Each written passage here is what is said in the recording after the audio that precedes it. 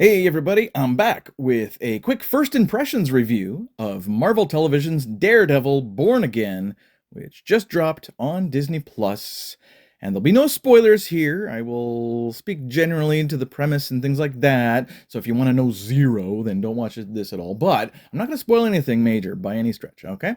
So this show, it dropped the first two episodes. We get 1 and 2 right away. And then we gotta wait till next Tuesday for episode 3. Episode 1 was directed by Aaron Moorhead and Justin Benson. Episode 2 was directed by Michael Cuesta. And in terms of writing, there's many different writers here. It's almost like there's a different writer for each episode of the season. It is loosely based, very loosely based on Frank Miller's comic storyline from the 80s, but that was very, very different. The cast includes, of course, Charlie Cox, Vincent D'Onofrio, Deborah Ann Woll, Eldon Henson, Clark Johnson, and Michael Gandolfini, amongst others. So everyone's favorite vision-impaired vigilante is back, a continuation of the original Daredevil series that started on Netflix, but it's also kind of a fresh start after Defenders and other Marvel-related shows kind of disappointed. Although I did enjoy Hawkeye and The Punisher. I wouldn't be too surprised if one of those characters showed up on this show. Now, you don't have to watch Echo or She-Hulk or anything to know everything about kind of what's going on. You don't really need to be caught up that way, but it's definitely beneficial to watch all 3 seasons of the original Daredevil show on Netflix, just, in order to get invested into the characters. It's tough to talk about these 2 episodes, titled Heaven's Half Hour and Optics, without spoiling anything, so, I'll just generally be speaking without specifics. So it starts with everything being pretty hunky-dory, with super lawyer Matt Murdock and his friends, and they're at a bar having fun in New York City when something happens, thanks to the return of a fan-favorite villain. I won't reveal, but it's pretty obvious. Meanwhile, the kingpin of crime, Wilson Fisk, is seemingly turning a new leaf by running for mayor, and he wins.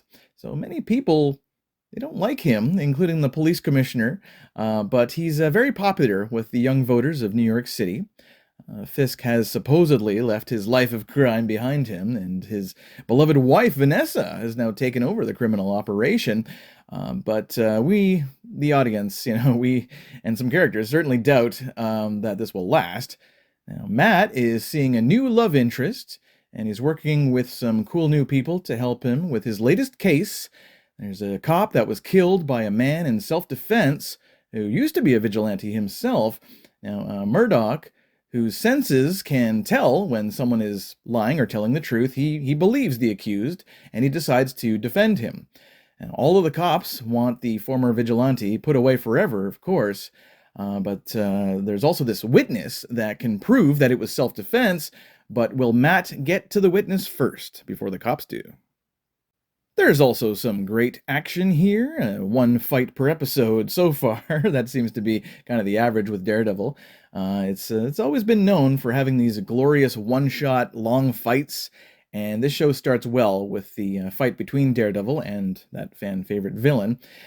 The original Frank Miller story in the 80s, it was about the Kingpin discovering Daredevil's identity, thanks to Karen Page selling out the info for heroin. Yeah, and Fisk would then ruin Matt Murdock's reputation, takes his job, blows up his home, and Daredevil must find the willpower to fight back and get back at the Kingpin. None of that is happening here, at least not so far. And Karen, no, she's definitely not on smack, at least not at this point anyway. It seems doubtful. But you never know, who knows? So yeah, very different story, of course. In this show, Fisk, he already knows Murdoch is Daredevil. So he's already got that. They don't have to worry about that portion of the story. In the show, Murdoch is quite reluctant to put on the double horns again after the events of episode 1. He focuses on being a good defense lawyer while keeping tabs on Mayor Fisk. And there's a really good scene in the diner between them that's already been shown in the trailers. It reminded me a lot of Al Pacino and Robert De Niro's diner scene in Heat. So for me, it's a good start to Daredevil Born Again. The changes are fitting with the original show on Netflix, of course, so that makes perfect sense.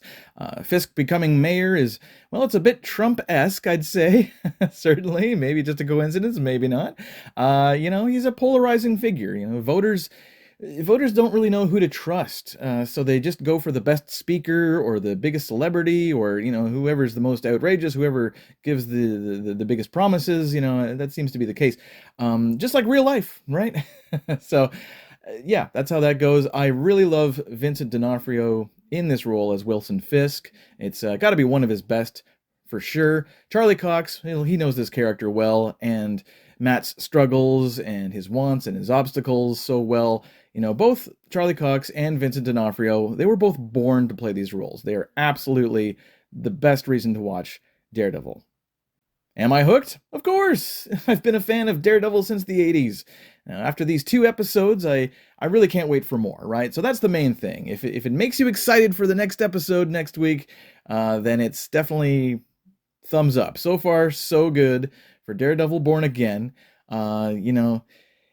It's not quite at Daredevil Season 1 or Season 2 levels yet, of course. I'm not going to really compare them yet without seeing the full season of Born Again. But time will tell, if it is a worthy addition to the tale of the devil of Hell's Kitchen.